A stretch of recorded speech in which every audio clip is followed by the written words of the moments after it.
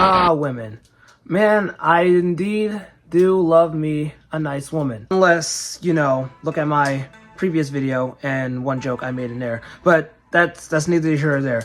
Overall, women, we need them. We do need them. I don't care what anyone says on the internet. Oh, yeah. The world will be run better if they were run by women. Oh, it'll be run better if it's run by men. We need each other. And as a 21-year-old man, I say I need women in my life. Because think about it. I've been living with my mom from... Okay, well, I'm not going to say living. I was raised by my mom from the time I was born till I'll say about 12. And then my grandmom took over. And then the cycle continued. So, yeah, without women in my life, I think I wouldn't be the person I would be today. Naturally charismatic and always getting flirted on by older ladies. But aside from that, there's also been women in my life that are around my age. If you actually follow my Instagram.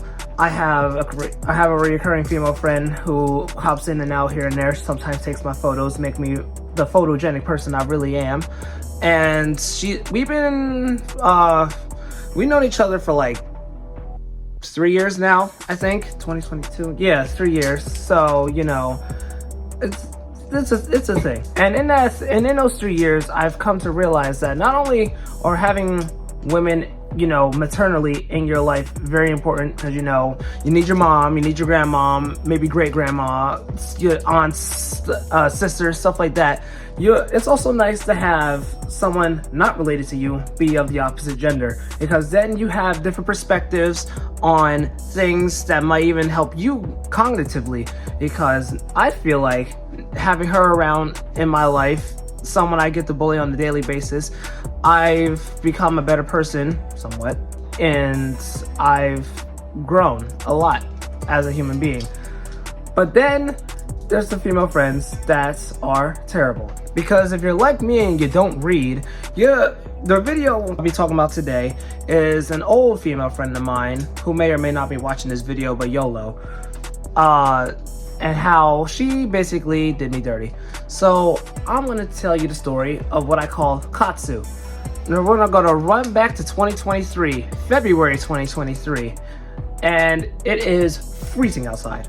We're in DC, the DC area, the Gaylord, and we're at an anime convention called KatsuCon. And we've all got our tickets. Thankfully, this ticket can cover the whole weekend, because if you don't know, cons can run from Friday to Sunday, and one ticket covers all them days, as opposed to other cons that only has ticket for one and has a whole nother separate ticket for all three. But this one covered all, and very reasonably priced too. So after taking the 2-hour drive from where I am in Delaware to DC, we get there, we walk around. I'm dressed up as Tengen from Demon Slayer. We're all vibing, we're all having a good time. And keep this in mind moving forward. I've known this friend for, at that point, like almost 2 years. I met her in my senior year of high school, and we've been friends ever since, because we both like anime, we're both nerds, we both like metal, mainly Slipknot. That's all. She was cool beans. We did date for a little bit, but she broke it off because 18-year-old me had no idea what he was doing in a relationship. So more for her. I'm not mad at her, and it was years ago, so it is what it is. And after we ended our romantic, I guess, relationship, I'll say it like this. We were in the talking stages. We weren't really official boyfriend and girlfriend, but we were in the talking stages. But after she decided not to talk to me, we stayed being friends. And we kept in touch after graduation, but that I got a job, started working, got these dark circles under my eyes, and I couldn't be as social with anyone as I used to be, as the tale goes. But like I said, we still kept in contact, and we went to an first anime convention before that, Anime NYC 2022. That was in, obviously, New York. I dressed up as Joker from Persona 5, and I forgot who she dressed up as, but it don't matter. But we went to that one. That one was fun, and we decided to see if there's any other cons in our general vicinity of the East Coast that we could go to. We decided to go to Katsukan in February, and that's what we did. Like I said, we got there, we were chilling, and then we decided that Friday night that we would all go to a rave. And at this rave, we were all having a good time, you know. It was dark, you know, it's after midnight at this point, so I'm tired, because especially since I was up at like 7 or 8. So I'm up from 7 to 8 to midnight. What was that? That's well past 12 hours of being up awake. But even though I'm half asleep, I'm still vibing, having a good time. Everyone's dressed up. And I'm not gonna lie though, the music was kind of ass. But but we don't have to worry about that. Then as we're all vibing, I say like a good 7 to 9 minutes in, this random dude comes up. We don't know this dude at all. We never even met him beforehand. He walks up. He asks my friend and another friend that she met online. Our whole squad is people that she met online. I never met any of them before this. Keep that in mind.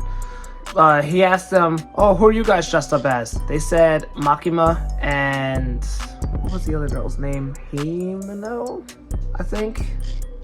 Himeno from Chainsaw Man. No, Makima and Power. That's what it was. Makima and Power from Chainsaw Man. And he was like, okay, cool. And then he went for a hug around them. And this is where everything kicks into gear. So like I said, we never met this guy. He goes for a hug. Now, the other girl we were with, she ducks the hug, you know, insinuating she didn't want it. Whatever. But my friend lets it happen. She let him hug her. Now, I stand there and I'm watching this all play out. But it's like, okay, we're not together. I'm not your man. And then she's crushing on someone else right now. So it is what it is. If she's okay with it, I'm okay with it. But turns out she was not okay with it. Yeah, she wasn't okay with it at all. Dude walks away. Mind you, he's clearly intoxicated with something, but we couldn't. It is what it is. It's a rave. We're all adults.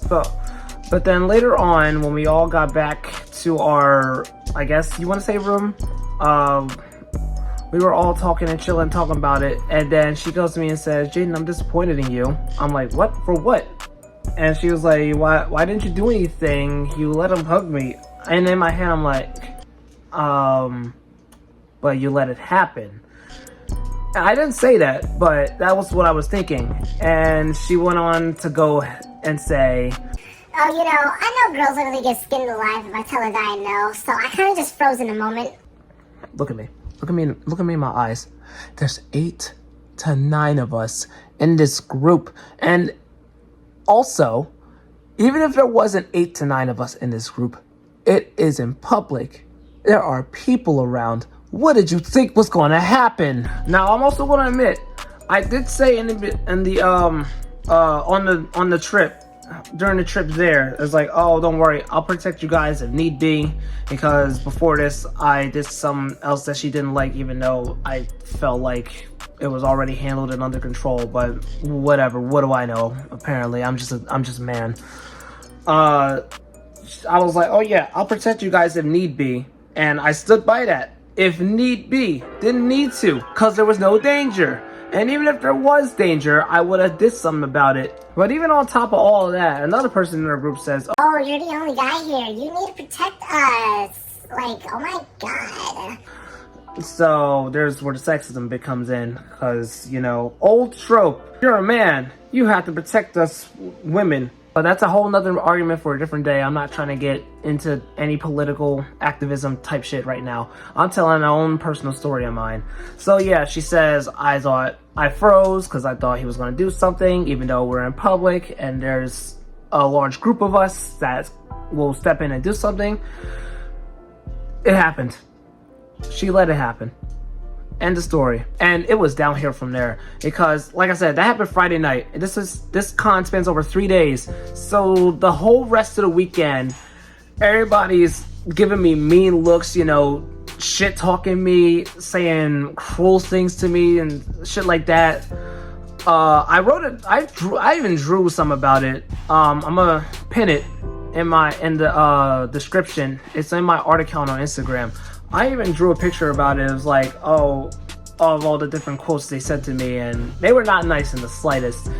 And that whole weekend I just felt like shit. Like, I felt like there was nothing I could do. I felt powerless. I didn't feel great. I low-key was thinking I was having a panic attack because I couldn't do nothing but sit there and shut down and overthink of every little thing that, you know, I did wrong. And then my heart rate was going high, you know, my breathing was heavy. It was not pretty. I did not feel good in the slightest, mentally or physically. I felt almost nauseous. I lost my appetite that day. Only thing I could eat that day was a chicken wing from Royal Farms and a bowl of cereal. And yeah, it was like all I could do was sit there, quiet. We had to wear masks at the con, so I had a mask on, which was great for me because I did not want anyone seeing me. I did not want to be seen in the slightest. I didn't want anyone talking to me, touching me. I didn't want any interaction from anyone at all. And because I could only sit there and listen to music that whole time.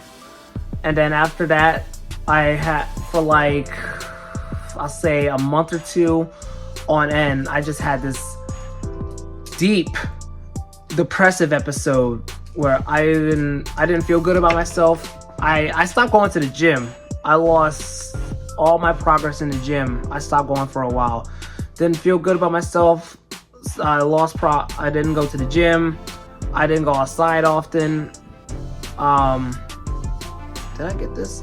No, I got this piercing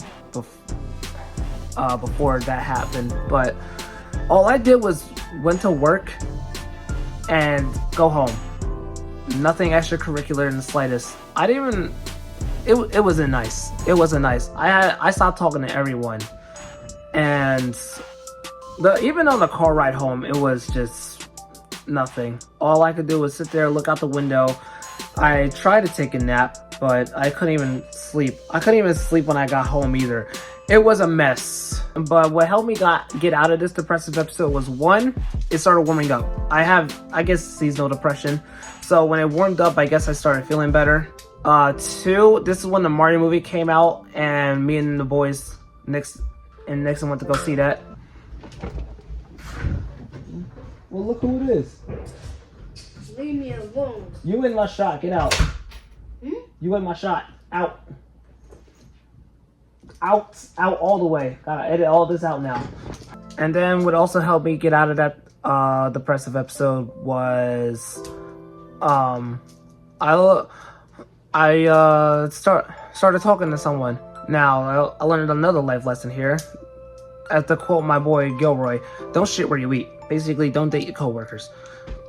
But I didn't follow that advice in the slightest, and I eventually did. But she helped me get out of that depressive episode because I told her about the whole situation, and she basically was the one who told me, like, oh, it's not your fault because there was nothing you could do to predict that from coming. And then on top of that, it was literally her fault for letting it happen. And when she said that, I was like, you know what? You're right. Like, what does she want me to do? I'm not omnipotent. I can't predict these things from happening. But yeah, it is what it is. So then that whole rest of the year, I just spent building new friendships up here because all the boys live like 20-30 minutes away from here, and I can't keep driving back and forth to go see him every day if I wanted to. So I built new friendships up here in this area, and I've been chilling ever since. And I would never ever go back. That's also why I was gone for all of 2023. But that's neither here or there. But yeah, that was the story of Katsu. Life lesson is bitches be tripping, and the other life lesson is never let someone try and spin a situation on you when you had nothing to do with it in the slightest. Now, Thank you for coming to my TED Talk. I'll send y'all on your way. Have a good weekend.